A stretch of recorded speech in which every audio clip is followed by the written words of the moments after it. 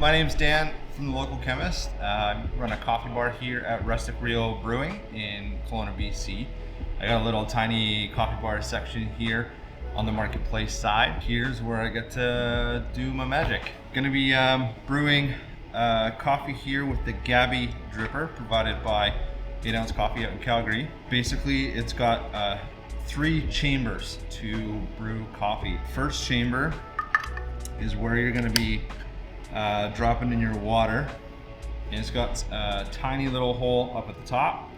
The moment you start dropping water in here in the first chamber, it comes down to the second chamber. The second chamber, I don't know if you can see here, it's got a bunch of tiny holes to distribute the water in a flat drip way over the bed, so the bed of coffee is flat every single time. So that's chamber 1. Chamber 2.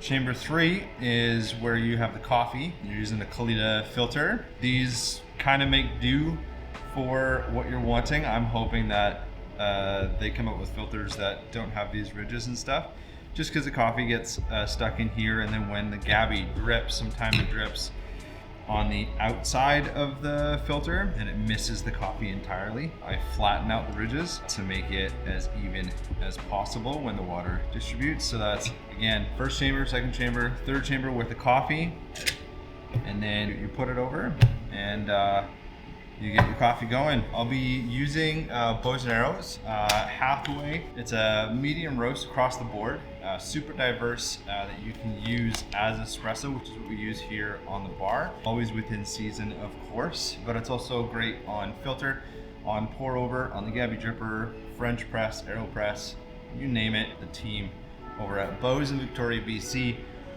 they know how to work their magic and make some delicious coffee to be able to work on almost anything. I use a hand mill grinder here. Grind size, I usually, for this one, I'm grinding 18.5 grams. I go half because sometimes in the hand mill grinder, you're gonna lose some dosage, and that's okay, but you just over prepare rather than under deliver. Grind size, I'm gonna go with cracked pepper grinder, where you see the hand mill cracked pepper grinders going and stuff in restaurants or your house. So it's fairly coarse, but not overly sized, like rock salt-ish. I'm gonna take my ground coffee, like I mentioned, about 18.5 grams. I'm gonna put it in the bottom chamber.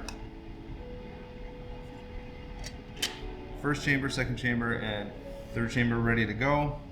I tear out my scale and I start my timer.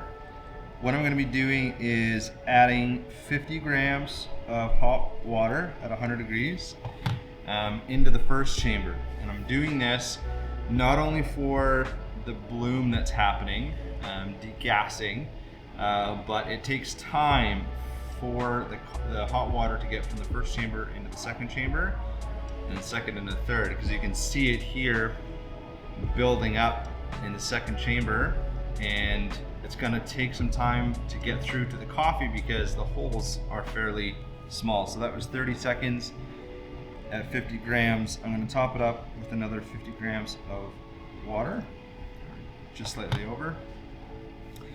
And then this is the easiest way for a pour over process. You can call it a submersion brew, you can call it a filter, a pour over, however you wanna call it. It is giving the same effect of a pour over coffee by these little tiny stages, dropping in another 50. My goal time from start to finish, once I start the timer, I'm wanting to hit about 3 minutes, another 50. So I'm gonna hit 200 grams here of boiling water.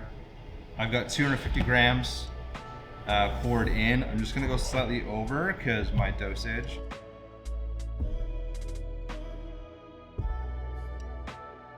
I'm hitting just over the 3-minute mark, which again is fine. Something I teach my kids always is the mess you make is the mess you clean up.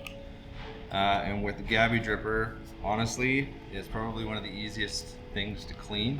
After it's gone through all of its chambers, you're done. You air it out because you don't want moisture building up in anything. That's how mold gets created. Take this, rinse this, and you get yourself a beautiful cup of coffee.